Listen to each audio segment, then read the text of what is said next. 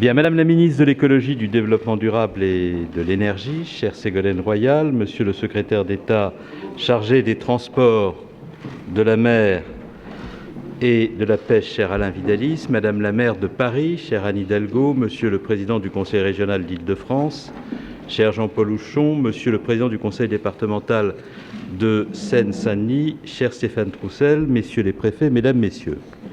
Dans quelques jours, du 30 novembre au 11 décembre prochain, se tiendra au Bourget la 21e conférence des parties de la Convention cadre des Nations Unies sur les changements climatiques, communément appelée COP 21.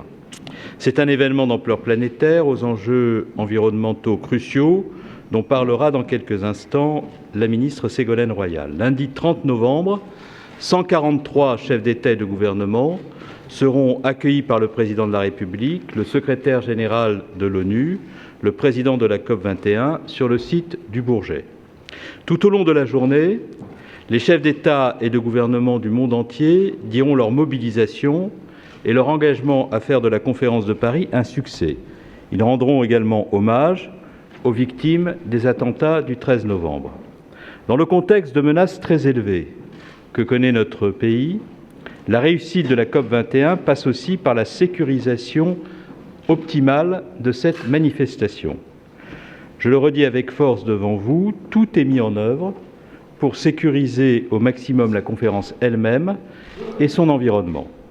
Les forces de l'ordre et les services de l'État concernés, les collectivités locales, le secrétaire général de la COP 21 travaillent depuis des semaines en parfaite collaboration pour atteindre cet objectif. Je rappelle que depuis le 13 novembre, l'état d'urgence a été décidé par le président de la République et par le Premier ministre sur l'ensemble du territoire national. Et je rappelle également que depuis le 13 novembre, comme le code Schengen lui en donne la possibilité, la France a rétabli le contrôle à ses frontières. J'ai indiqué très clairement à mes homologues européens réunis à ma demande à Bruxelles vendredi dernier, et je le redis donc clairement devant vous, ces contrôles se poursuivront aussi longtemps que la menace terroriste le nécessitera. Il s'agit d'un élément clé de la sécurisation de notre pays dans un contexte de menace élevée. Ces contrôles aux frontières permettent de nous prémunir contre des activistes violents qui voudraient porter atteinte à l'ordre public. Nous serons dans la tolérance zéro à leur égard. Ces contrôles sont effectués par 8000 policiers et gendarmes spécifiquement déployés à nos frontières aériennes, maritimes et terrestres. En ce qui concerne le déploiement des forces de l'ordre, en plus de ces 8000 policiers aux frontières, 2800 policiers et gendarmes officieront sur le site même de la COP. Les unités de force mobile, compagnies de CRS et escadrons de gendarmes mobiles seront sollicitées à un niveau sans précédent, tant à Paris qu'en province, afin que l'ordre public soit assuré en permanence pour éviter tout débordement. Aujourd'hui, au total, ce sont 120 000 policiers, gendarmes et militaires qui sont déployés sur l'ensemble du territoire national pour assurer la sécurité des Français. L'évaluation de la menace terroriste, quant à elle, est faite en temps réel par les différents services concourant au renseignement afin que tout risque puisse être en permanence évalué et qu'une réponse dimensionnée soit immédiatement apportée. Je rappelle également que dans le cadre de l'état d'urgence, les préfets peuvent interdire des manifestations sur l'ensemble du territoire. Je tiens à saluer à cet égard les membres de la coalition 21 qui ont compris que les conditions de sécurité n'étaient pas réunies pour la grande marche initialement prévue le dimanche 29 novembre et qui ont en conséquence renoncé à l'organiser, faisant ainsi preuve d'un remarquable esprit de responsabilité. Afin de perturber le moins possible les trajets des habitants de Paris et d'Île-de-France et d'assurer aux délégations un accès rapide et sécurisé sur le site du Bourget, les mesures nécessaires pour renforcer et aménager les réseaux de transport en commun existants durant la conférence ont été prises en lien avec les opérateurs de transport concernés. Je laisserai à Jean-Paul Houchon, également président du STIF, le soin de compléter les informations à destination du grand public, les transports en commun en Île-de-France étant organisés à cet effet. En outre, cette situation implique une organisation particulière des flux de circulation entre la capitale, le centre de conférence du Bourget et les aéroports parisiens Roissy, Le Bourget et Orly.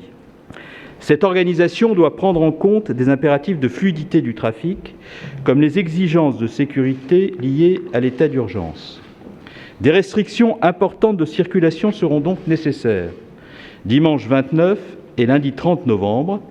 Ces restrictions seront détaillées par le préfet de police Michel Cadot à 11 h, lors d'un point de presse particulier organisé à cet effet. Pour permettre à chacun de s'y conformer dans de bonnes conditions, une information très large et anticipée sera réalisée à destination du public et des entreprises. En amont, tout d'abord, par un dispositif d'information spécifique comprenant affichage, spot radio, communication digitale, insertion dans la presse. Ce dispositif portera recommandation, et j'insiste sur ce point, d'éviter absolument les déplacements et de reporter les livraisons non indispensables. Cela permettra l'identification des itinéraires de substitution, encouragera fortement à l'utilisation des transports en commun, dont l'offre de services et la sécurisation seront très sensiblement renforcées.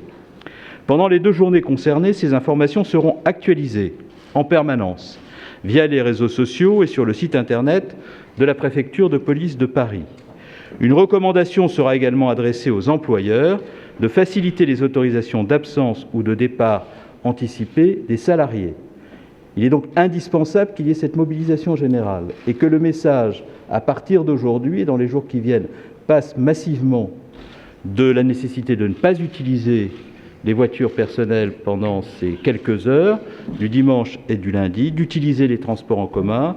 Et il est fait un appel aux employeurs et aux entreprises d'accompagner, pour des raisons de sécurité, l'ensemble des initiatives qui peuvent être prises pour assurer la fluidité de la circulation. Je tiens à remercier l'engagement sans faille des forces de l'ordre pour assurer la sécurité et la réussite de la COP21 qui mérite la reconnaissance de tous nos concitoyens. Et au nom de mes collègues du gouvernement et des élus d'Île-de-France ici présents, je tiens également à remercier par avance et très sincèrement chaque citoyen pour sa compréhension et pour son respect des mesures contraignantes, nous en avons conscience, mais indispensables à la sécurité de tous dans le contexte particulier auquel notre pays se trouve confronté.